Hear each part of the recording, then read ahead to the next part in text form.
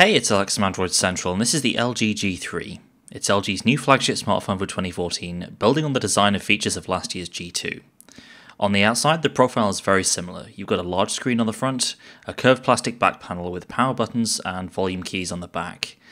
The back of the G3 may be plastic, but the texture is substantially different. LG says they've worked to make the G3 less of a fingerprint magnet than the slimy back panel of the G2, and the difference is like night and day. The G3 still feels like plastic despite its brushed metal pattern, but it's almost impervious to fingerprints. That said, it doesn't quite beat the more premium feel of devices like the HTC One M8 or the Sony Xperia Z2. The back panel is removable, and behind it you'll find a 3000 mAh battery along with micro SIM and micro SD slots. In some territories the G3 will be available with wireless charging out of the box, in others you'll have to use an accessory. On the inside, the G3 is running a Snapdragon 801 processor at 2.5 GHz, not the Snapdragon 805 that was rumoured. There's also 2 or 3 GB of RAM, and how much RAM and internal storage you get will depend on which model you pick up, and again this will depend on where you buy the phone. There's one version with 2 GB of RAM and 16 GB of internal storage, and another with 3 GB of RAM and 32 GB of storage. A little confusing, but LG tells us the phone's software is optimized for the 2 GB version. For the record though, we're using a pre-production Korean G3 here with 3 GB plus 32 GB. The G3's big selling point without a doubt is its 5.5-inch 2560 by 1440 resolution Quad HD display. It's the highest resolution screen we've seen from a mainstream smartphone, and it looks absolutely amazing. That insanely high 538 pixels per inch is going to be wasted on most apps, and if we're honest, most videos and movies too, but photos or games look really great on the G3's display. It's not a quantum leap beyond 1080p, and there's a strong argument for saying that we're reaching the point of diminishing returns for smartphone screens. Nevertheless, LG insists the difference is noticeable, and in some but not all cases we'd agree. It's also worth saying just how small this phone feels for a 5.5-inch device. It's basically a 5.5-inch phone that feels like a 5-inch phone. You get more screen without having to strain your hand too much to reach the display. The bezels, as you can see, are very slim, making the G3 the smallest big phone we've used. It really isn't that much more difficult to handle than the Samsung Galaxy S5. LG's software has been completely overhauled on the G3 as well, abandoning the kitchen sink approach to UI design seen on the G2 and earlier phones. This year it's all about muted tones, lighter fonts and more geometric UI elements, which LG attributes to part of its own logo, but obviously we're seeing some similarity to what Samsung's doing on the Galaxy S5 as well. On the whole though, everything looks a lot less busy and just generally more mature than the old LG UI.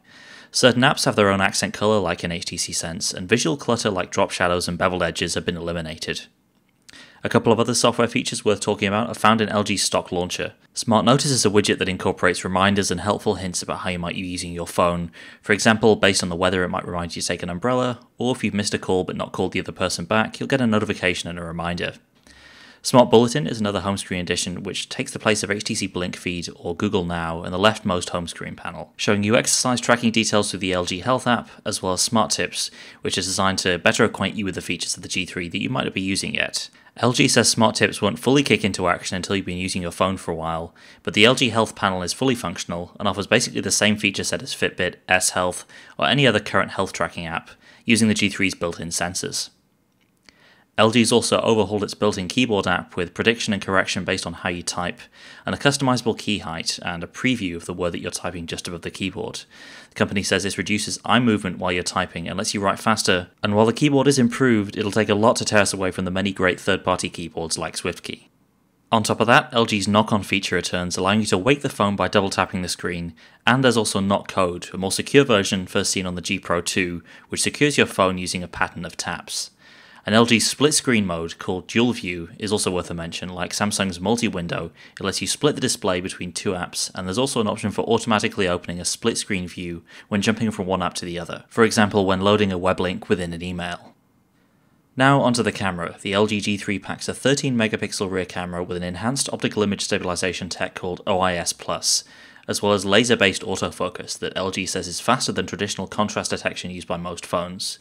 And on the whole, the G3 lives up to the hype. It's not a huge leap beyond the G2 in all areas, though LG tells us the G3 is using an updated sensor compared to that phone.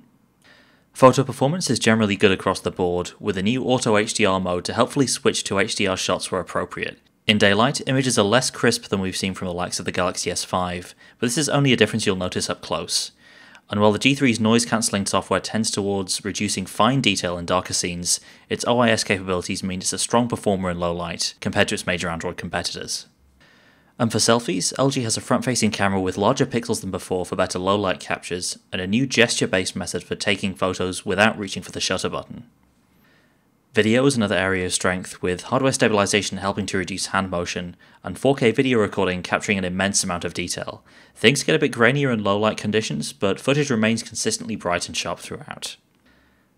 So that's going to wrap up our quick look at the LG G3. We're using a pre-production model here, so we'll have to wait and see how things shape up when the final devices become available. But it's a promising start for LG's 2014 flagship, and we'll have more to say in our full review, so stay tuned.